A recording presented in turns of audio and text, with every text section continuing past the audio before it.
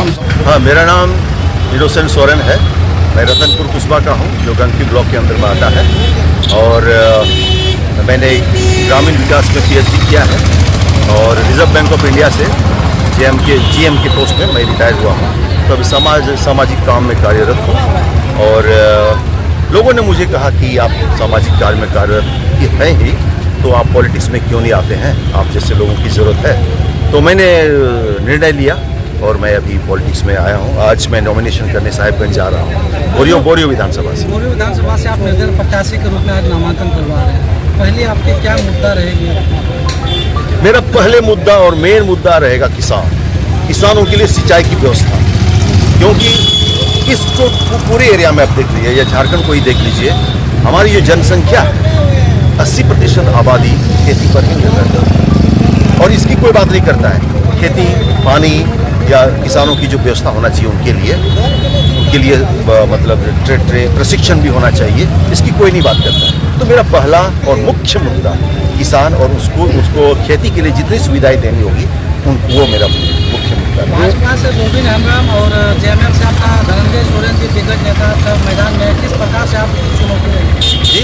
किस प्रकार की चुनौती रहेगी आपकी, किस प्रकार से? चुनौती है, चुनौती मतलब देखिए, वो लोग लोबिन की कहिए तो वो यहाँ करीब 35-40 साल से नेता रहे हैं और मैं समझता हूँ 5 टर्म उसने वो MLA रह चुके हैं।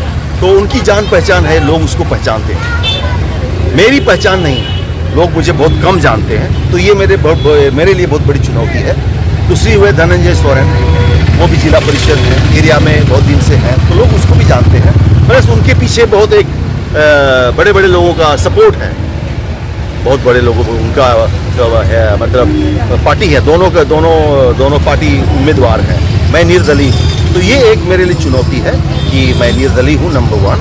नंबर 2 कि लोग मुझे उतना पहचानते नहीं है, मुझे पहचान बनाना पड़ेगा, वो हुआ।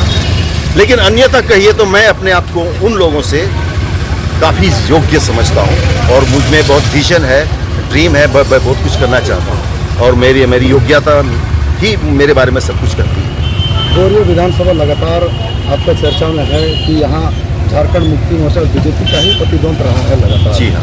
और इस बार आप निर्दलीय के रूप में आ रहे हैं, क्या लगता है कि इससे आप जीत पाएंगे? जीतना तो थोड़ा वो बहुत कहना मुश्किल है।